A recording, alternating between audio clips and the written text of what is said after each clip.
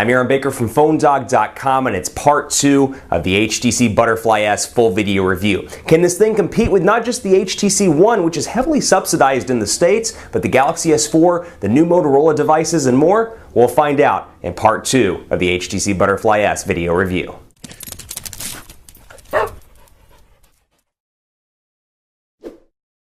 It's part 2 of the video review of the HTC Butterfly S, a new smartphone from HTC, and while we're not yet seeing it in the United States on a carrier, you can pick it up unlocked through specialty retailers like Negri Electronics at negrielectronics.com. So this thing is the next generation of the Butterfly line, and it brings together a lot of the great features of the HTC One, but perhaps you don't want the metal build quality or the screen's a little bit too small for you. The Butterfly S is the go-to device for you. Just to give you a quick recap on specs as we start part 2 of this video review, this thing is packing a 1.9 gigahertz quad-core Snapdragon 600 CPU. It's got 2 gigabytes of RAM, a 4 ultra-pixel camera on the back with 1080p HD recording, a gigantic 3,200 milliamp hour non-removable battery in the back here, so you've got a nice big battery to get you through the day, and a little bit more if my tests are correct. You got that, you got your 5-inch 1080p HD display, so bringing the display size up to the Galaxy S4, very important in my mind, because I think 5 inches is a great sweet spot for a lot of people, and when you look at the Galaxy S4 versus the HTC One, you do notice a little bit of the screen size difference.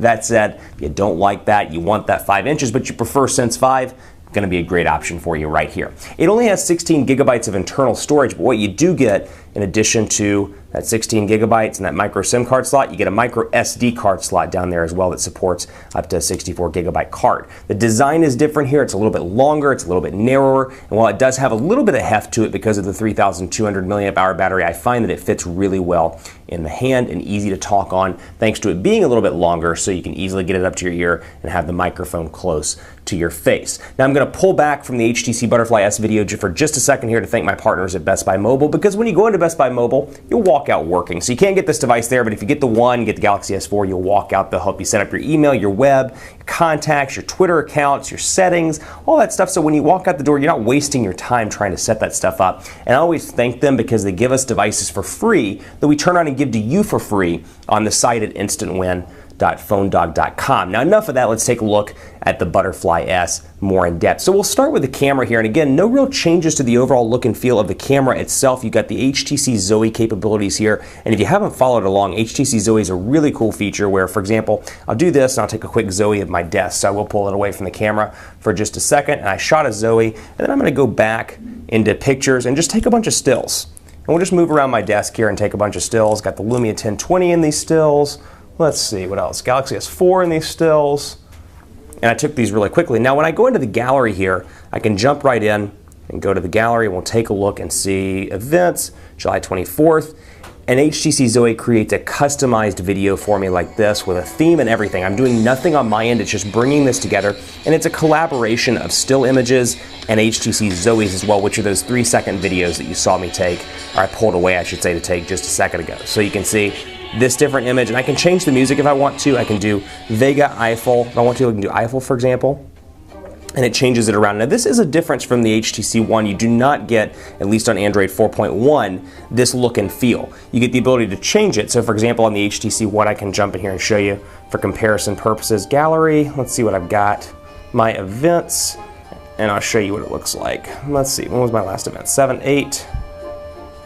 And you can see, just as a comparison, cat, it looks like that. So you can see the difference between the menu look and then the actual look here where I can switch and see pictures real time of what it's going to look like. But really a cool feature, and you can share those as well with your friends on Facebook, and that's a pretty cool little thing that it comes with Sense 5, Blink Feed, and the other one, or excuse me, Zoe, and the other one is HTC Blink Feed, which you're seeing right here. Now from here, I can get easy access to my Twitter, my Facebook, now in Android 4.2, my Instagram feed, and then news that matters to me. So if you're like me, you're sitting in New York because you travel all the time, you're waiting for a cab, and you want to quickly check your Facebook or your Twitter, but you don't have time to open up the applications, what you can do is come into your Blink Feed here, check your news, see what's going on, see stuff from politics, see stuff from PhoneDog right here.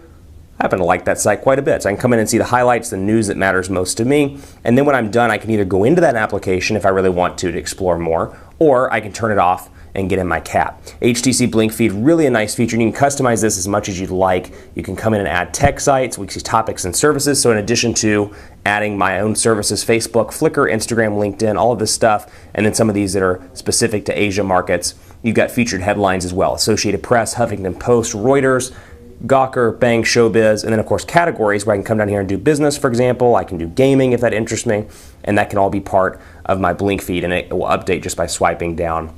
Or if I'm on Wi-Fi, I can set it to auto-update as well. So that's a nice little feature. PhoneDog.com loading up on the browser here. And I was looking up Anthony Weiner's sexually charged messages. There's a joke in there somewhere, but I'm not going to make it on camera because that's not what we do here at PhoneDog. We review telephones. No, we don't review political sexting messages. Motorola Droid Max hands-on, as you can see here. Again, portrait landscape, really nice and fast. Clean device here, looks really nice. PhoneDog will go back and see with that 5-inch display, you get some additional space for content creation, for browsing, consumption, and it really is nice when you compare this to the 4.7-inch HTC One, the 4.5-inch Nokia Lumia 1020. Really a nice difference here that is noticeable. Boom, down, back and forth through PhoneDog.com. We'll take a look at quadrant standard here, and I won't do speed tests since this is an unlocked, I should say, an unlocked device. It's supposed to be an AT&T specific or T-Mobile specific device, but I'll tell you a little bit about battery life. So far I've been impressed with battery life. I'll talk more about it in dogfights and future reviews.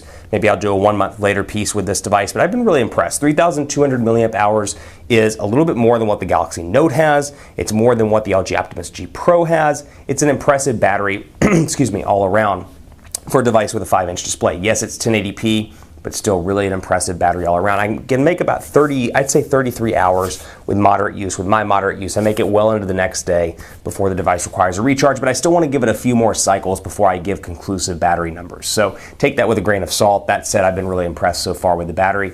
It brings that Optimus G Pro type battery life with a smaller display. Keep in mind it has a 5.5-inch 1080p HD display. This has a 5-inch 1080p HD display. Battery life, needless to say, has been pretty impressive, but I'll tell you more as I use it over the coming weeks. 12,593 in quadrant standards, so really impressive all around. Now this device is for a very particular person. This is for somebody that loves the Galaxy S4, assuming you live in the US. This is a device for the person that loves the Galaxy S4 screen size.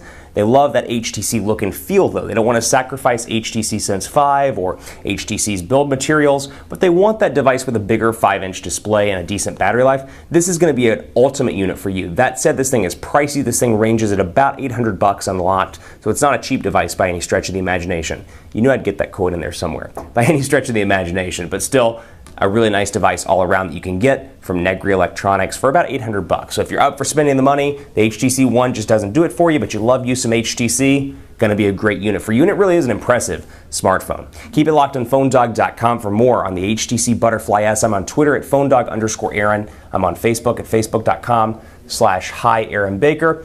As we sign out, I'm gonna answer some Twitter questions really quickly here in burst style, kind of like burst mode on the camera, that I asked just a second ago before I started the video. How the boom sound on this device compares to the boom sound on the One. I'm not going to do a test, but so far boom sound has been pretty decent on the HTC Butterfly S. Does the device support AT&T LTE? No, it does not. At least the unlocked version does not. How smooth is it compared to the Droid DNA? Faster than the Droid DNA, about the same as the HTC One, despite being a faster processor. I don't notice any speed differences between the HTC One and the Butterfly S. That said, it does perform slightly faster in quadrant standard, probably because of the higher clocked CPU, but again, not really seeing any speed differences between these two. Thanks so much for watching, and thanks Guillermo, thanks Brian, and thanks, let me see here, Pretty Jesus for the battery life and other general questions on the Butterfly S. Thanks for watching. I'll see you next time.